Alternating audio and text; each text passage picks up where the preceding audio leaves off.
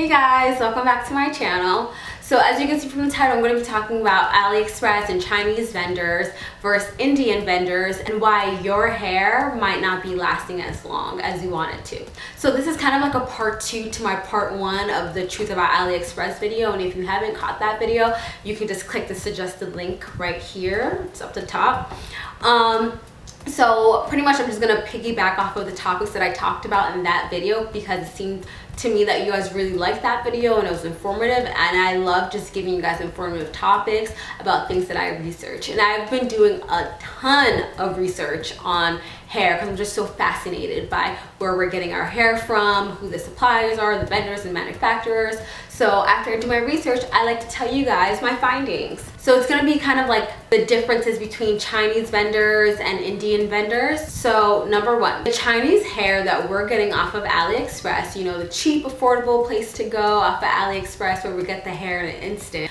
The Chinese vendors are most likely getting their hair from Indian vendors and then reselling it to us. The thing is, they're not getting like the good hair that the Indian vendors sell. As you know from my previous video, if you watch that video, I always say that the best hair comes from India. So the Chinese vendors get like the scraps. They don't get the good hair. And if they do get the good hair, they are stripping that good hair of all of its nutrients, all of the amino acids, so they can use it for other things, such as soy sauce.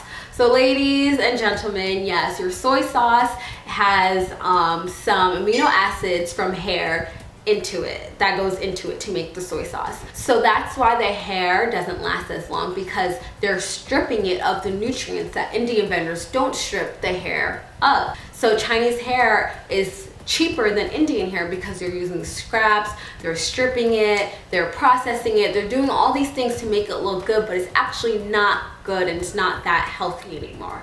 Indian vendors, like I said, like I always say, is the way to go. However, the problem with Indian vendors is they're not as accessible as Chinese vendors are, because AliExpress is a great website for us to use. We can order the hair off of AliExpress, look at reviews from YouTube about AliExpress vendors. Chinese vendors are just more accessible. And we have PayPal to back us up off of AliExpress if something goes wrong and the vendor doesn't deliver on processing the goods and shipping out the goods to us. We have PayPal to fall back on. Whereas Indian vendors, if you use like Alibaba or like IndiaMart or like TradeIndia.com, not all of them use PayPal. You probably have to use like a bank transfer or a wire transfer, and you're not going to get your money back if you spend that money. So that's like the pros and cons. Like Indian hair is great hair, but it's a touchy like situation with trying to find a reputable Indian vendor that's going to deliver your stuff, and then if something goes wrong, you want to make sure you get your money back. Whereas Chinese vendors, even though they're using the hair for all these different stuff and your hair quality is not going to be as great, you can most likely get your money back if there's a problem because you'll have PayPal to back you up. Some of the hair does come directly from China, but most of it comes from, you know, other places like India. So even though they title it as virgin Remy hair, most of the time it's not even Remy hair, it's non-Remy hair, because it's the scraps that they're just getting, fallen hair that they're getting from like the salons, and they're just sweeping it up, making it look nice, processing it, steaming it, doing all these things to it, and then putting it on the West and selling it to us. That's why it's so much cheaper than if you were to get like straight Russian hair from Russia or Indian hair from India. It's so much, the Chinese hair industry is so much cheaper because they're manipulating their hair so much. So at the end of the day, it's like crap hair, but they make it look so good by masking it. And I'm not gonna knock AliExpress because I still love AliExpress. It's still a go-to place for cheap hair if you can't afford hair, because it does get the job done. But if you really do want to get your pennies worth, you probably have a better chance of getting Indian hair. So Indian hair, I don't know if you guys know this, most of you guys probably already know, but the Indian hair that most people get and wear, if it's coming straight from India, is hair that has been sacrificed through temples by the women and some men of India.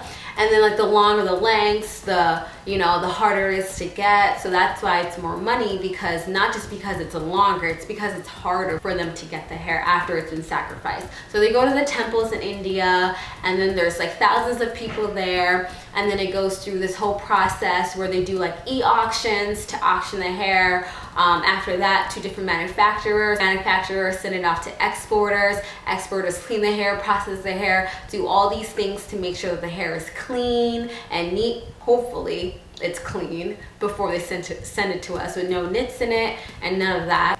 And then the exporters either sell it themselves, or they send it to vendors who then proceed to send it straight to the consumer. It's like a whole trickle down effect, like a chain reaction. So say you do have hair and it's not holding up as well as you thought it might be holding up.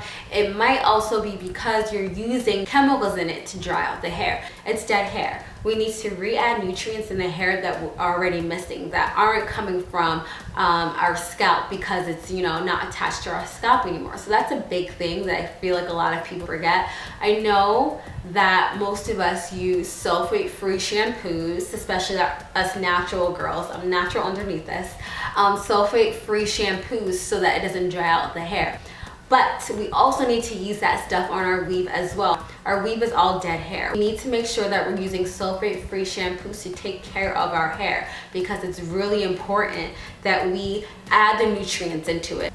Another tip for washing your hair to make your hair last longer, you do want to wash it with like lukewarm water, but you also want to rinse it every once and again with cold water so the cuticles close back up. Our cuticles are really, really important. They all need to be facing down because it's really important that they're all in one direction facing down, and that they're not like, you know, frayed and going in different directions. That's what causes tangles and mats. So at the end of the day, Chinese hair versus Indian hair is like such a big, it's not like a debate, but it's a really interesting topic, especially when you really look into where you're getting the hair from. So if I had to choose, I would choose Indian hair for its longevity in life if you're getting it from a reputable, you know, supplier and a good supplier.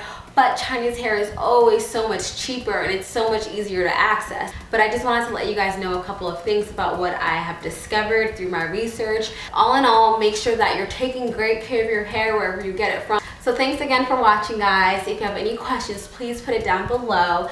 And remember to catch me every Wednesday and Sunday. And please subscribe if you want to get more information about different hair things and all that. All right, thanks guys for watching.